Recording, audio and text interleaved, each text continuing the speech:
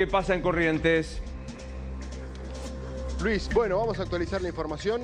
Están a punto de declarar 3/4 personas y vamos a pasar a repasar quién es quién. En primera instancia vamos a hablar de la señora Julieta, que es una vecina de Goya que estuvo hablando ayer por los medios de comunicación, nunca lo había hecho hasta el momento en sede judicial, respecto de la localización del comisario, el excomisario de la comisaría 9 de julio, Walter Maciel, aquel jueves 13 de junio, mientras él dijo haber estado durmiendo la siesta a las 2 de la tarde. Ella dice que estuvo almorzando, entre otras personas, con el comisario, que lo vio, hasta incluso sabe qué comió, y que permaneció en ese lugar, que era una suerte de almuerzo comunitario en el que había por lo menos unas 40 personas, hasta las 15:40. Hasta las 4 menos 20 de la tarde, esta señora Julieta dice haber visto al comisario Walter Maciel. ¿Quién más se está declarando? Bueno, Alicia Action. ¿Quién es Alicia? Es la enfermera que atendió a María Victoria Cailiaba aquel jueves 13 de junio por la noche. Pero esto no es lo importante en este momento, porque respecto de eso ella ya declaró, sino que está haciendo una exposición, o lo hará en breve, respecto de haber descartado 2 teléfonos celulares de manera, según los investigadores, sospechosa, aunque lo hizo en el cesto más cercano que tenía en su casa, que casualmente está en la puerta de la sede de los bomberos voluntarios.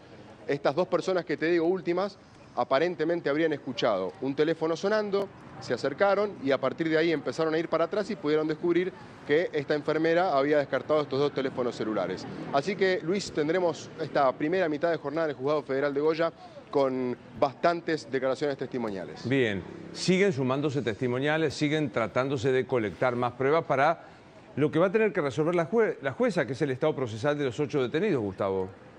Básicamente, Luis Lucas está tratando de ubicar en tiempo y lugar a todos y cada uno de los 8 acusados el 13 de junio, el día que desapareció Loan.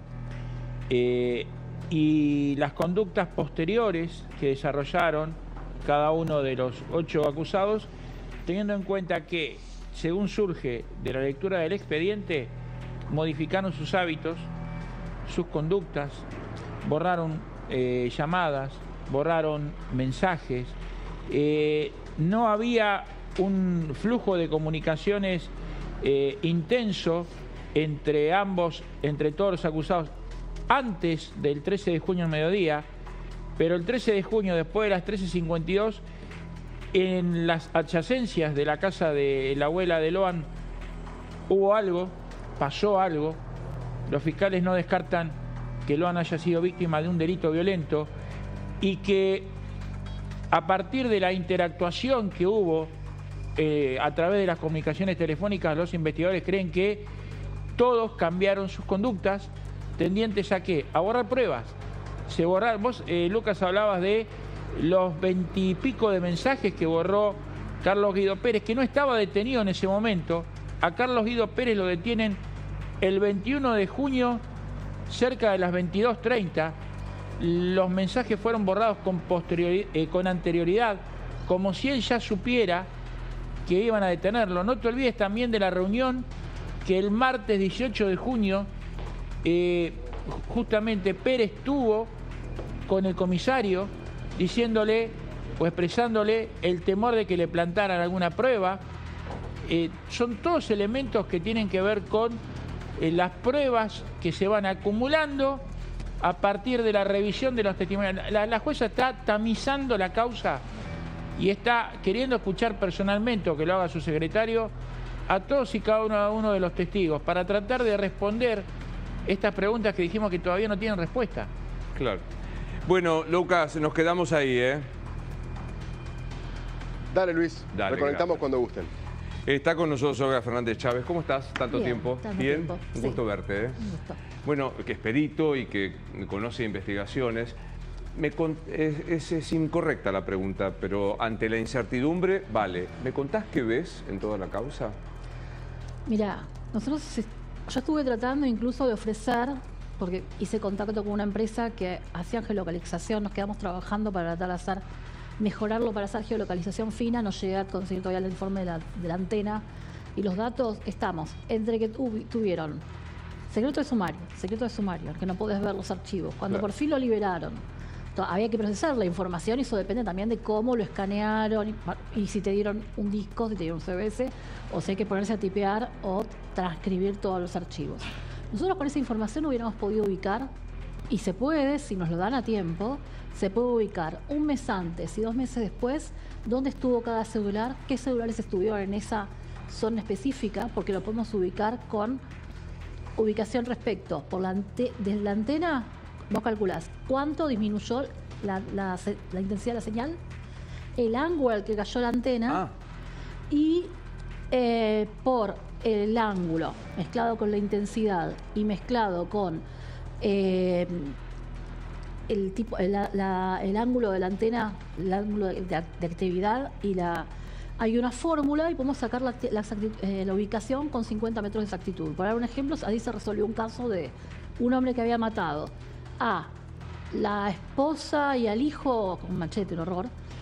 Se había desprofugado, ubicaron la antena y con la antena lo encontraron cerca de un supermercado y lo pudieron apresar porque el tipo estaba prófugo. Claro. Bueno, pero tenemos la información, porque ahí podés corroborar qué frases de lo que dijeron y se pudieron hacer, quién estuvo en ese lugar, si hay alguien que sea extraño, que no estuvo y que no lo relevaron. Y parece como que yo la verdad que veo como muy perdida Es que esta es la impresión que hay, como que van tirando opciones.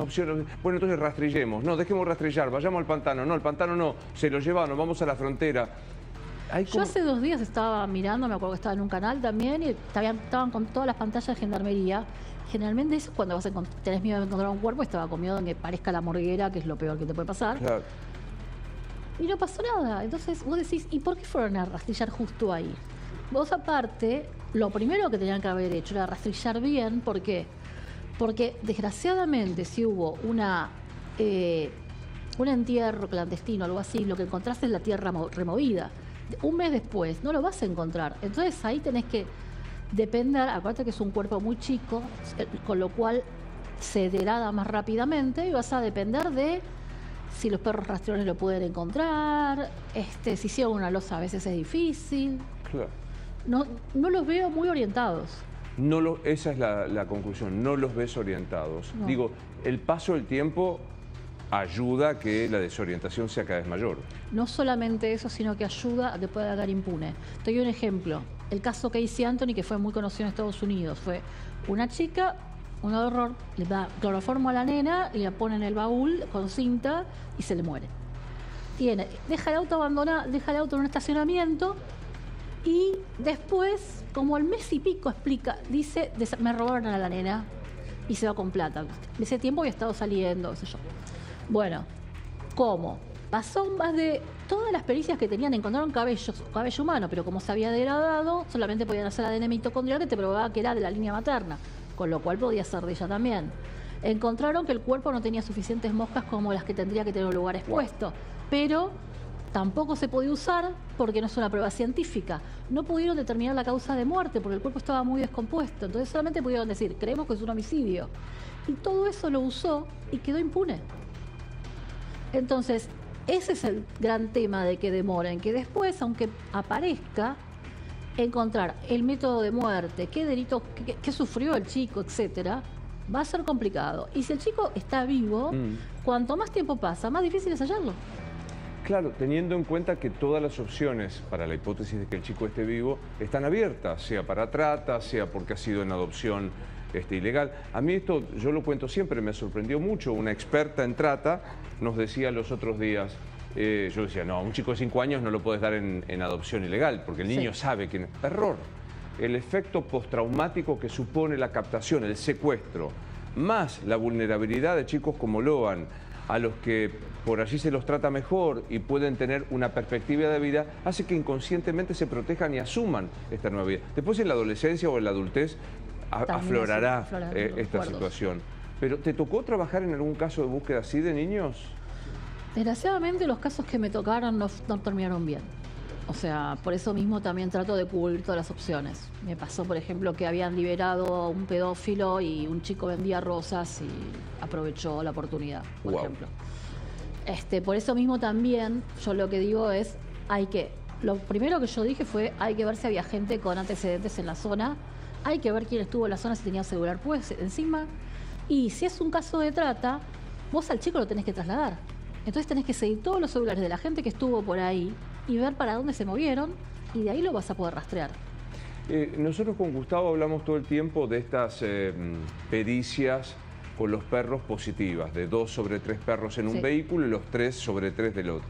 ¿Qué valor, digamos, el juez cuando se encuentra con eso, puede discutirlo o no? O sea, o lo da como cierto. El tema es que es indiciaria esa prueba. O sea, indiciaria. No es una prueba científica. De hecho, la odología en un momento se quiso usar, pero desde el año 2001 que se hace una revisión por la Academia Nacional de Ciencias de Estados Unidos, se nos empezó a pedir que las ciencias tengan estadística. Y vos no tenés una estadística de la actitud del perro. ¿Te acordás que en un momento hablaban de que había un perro que era el mejor perro, el que te encontraba? Bueno, no podés depender de que sea el perro más exacto, por muy buen entrenamiento que tenga. Tiene que tener un margen de error, tener que calculado, y no es lo que está pasando. Claro. Por eso se usa como un indicio. Es un indicio, pero no es algo certero. ¿Existe alguna posibilidad de que, o sea, acá están convencidos de que si algo pasó con Loan, pasó en lo que tiene que ver con un triángulo formado por una zona de 60 kilómetros cuadrados donde están las antenas de telefonía celular de Yataití, Gobernador Martínez, Mantilla y 9 de Julio, que dicen que los acusados no mantuvieron comunicaciones con teléfonos extraños a personas que viven en la zona. ¿Es posible que los acusados, sabiendo que sus celulares van a ser captados por las antenas, se hayan movido sin los celulares? Esa es una posibilidad, pero te doy un ejemplo. Hace poco cayó una superbanda que hacía secuestros extorsivos a gran nivel, tenía contactos con la policía, incluso sabía bastante de nuestros mecanismos como peritos, de los requisitos que tenemos para poder extraer información de los celulares, y así todo cometió un error y lo pudieron atrapar. O sea, siempre corren el riesgo de que alguien se descuide, y ahí es donde los agarramos, por suerte. Por eso también siempre trato de tener cuidado de qué es lo que divulgo y qué es lo que no, porque justamente para no alertar.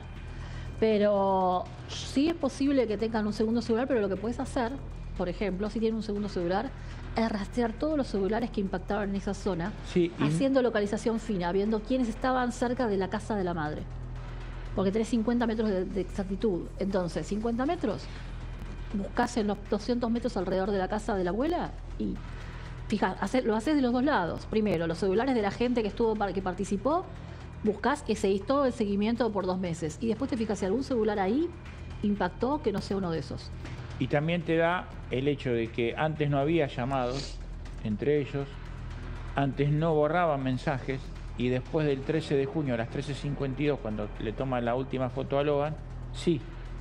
Aparte, empieza a haber mensajes entre ellos y empiezan a borrar llamadas, cambian sus hábitos.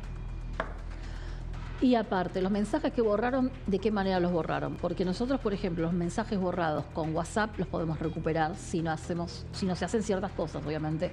De nuevo, no puedo decir cómo lo hacen, pero hay una forma que sí lo podés borrar en forma segura, pero tenés que saber.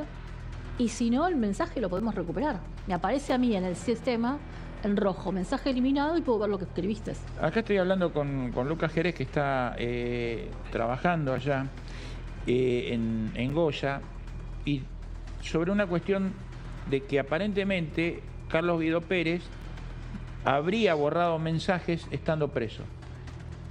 Carlos Guido Pérez es detenido, el capitán de navío es detenido el 21 de junio a las 22:30.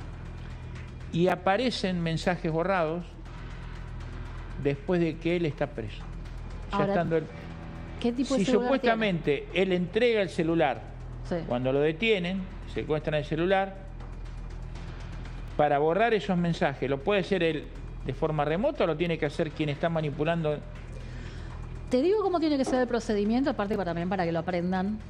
El procedimiento cuando vos secuestras un celular es que vos le tenés que sacar el chip para que no se pueda conectar, lo tenés que poner una cámara de Faraday, se vende en los locales. Si no tenés plata para una cámara de Faraday, agarrás papel aluminio, le pones varias vueltas. También se los recomiendo para que no les roben datos de la tarjeta, aísla. Claro. Se venden mucho ahora las bolsas de Faraday para que no te esté escuchando el celular, porque nunca está totalmente apagado y pueden escuchar tus conversaciones. se saca el chip, se ponen los datos y el celular se sella. Entonces no podrías. ¿Por qué? Si vos tenés un iPhone, vos entras por el iCloud y podrías borrar en forma remota cosas. Entonces, para evitar eso, para evitar que lo puedas borrar en forma remota con otro equipo, lo que hacemos es mantenerlo aislado. Pero para eso lo tenés que hacer. Lo que sí me había pasado, que eso pasa, en un caso me pasó que había mensajes borrados, o había actividad después de que la persona estaba arrestada y el celular estaba en custodia, pero lo habían dejado conectado hasta que se apagó la batería. Bueno, ojalá que salgan de esta desorientación. Un placer verte siempre, Olga. Gracias.